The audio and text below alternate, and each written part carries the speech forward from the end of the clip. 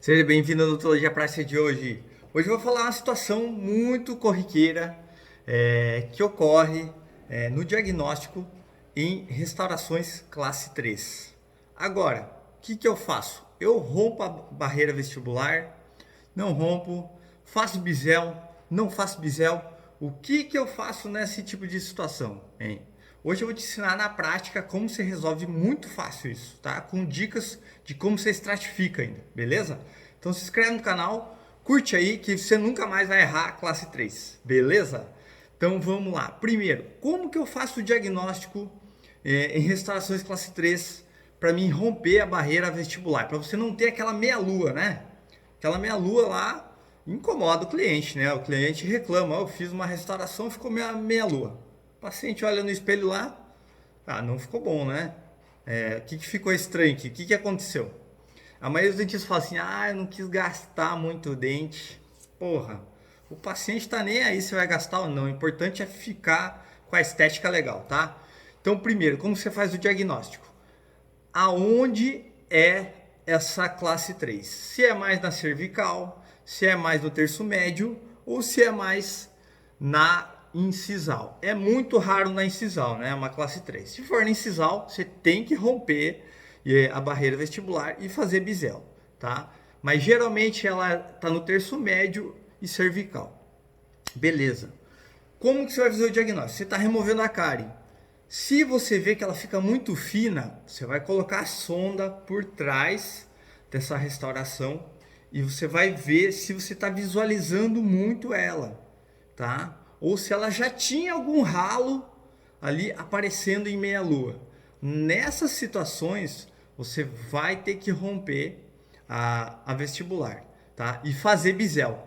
Nossa, doutor, mas eu vou gastar vestibular, vou gastar esmalte, vou fazer bisel. Meu, é muita coisa. Primeiro, existe uma regra para a gente falar para o cliente. Ó, 90% do que você fala para o cliente, você tem que falar do que ocorreu de bom na situação.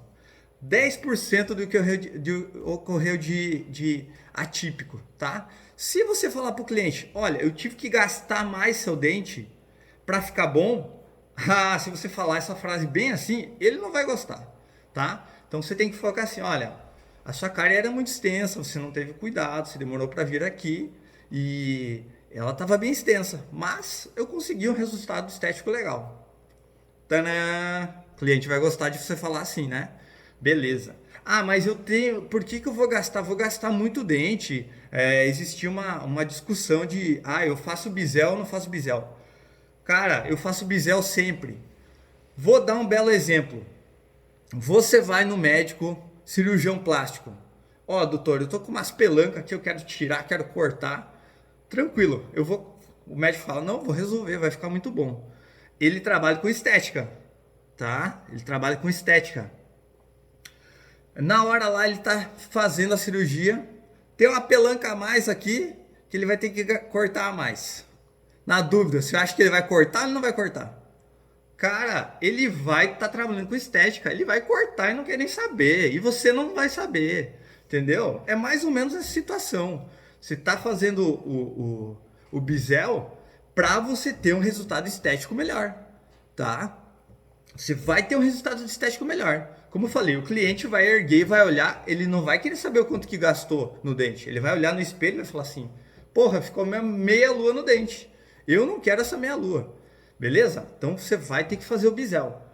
Mas em casos que a sonda apareceu atrás lá, eu coloquei e ela não aparece. Beleza. Não rompeu a vestibular.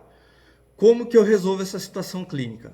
Você vai utilizar basicamente, olha, eu diria até, tem casos até em 100% de dentina você só vai utilizar. 80 a 90% de dentina, nessas situações, você vai ter um resultado estético legal. Como eu falei, se não tiver a incisal, né? Você vai tacar ali dentina na incisal, não vai ficar bom, né? Então, 80 a 90% de massa lá da tua cavidade, você vai aplicar dentina. Você vai ter um resultado estético legal. Em casos onde eu não estou rompendo a vestibular, tá? Mas não adianta você colocar uma dentina também leitosa lá, branca, né, tá? Você tem que saber trabalhar. Que nem eu utilizaria a body da Z350, que eu utilizo muito. E essa é uma situação que eu resolvo muito fácil com essa resina. 80 a 90% dela, até 100% depende da situação, se for na cervical, tá? Por palatino, é sempre uma classe 3. Beleza. Mas em situações então onde eu rompi a vestibular, como que eu vou resolver isso? Eu vou cobrir o bisel, né? Levemente.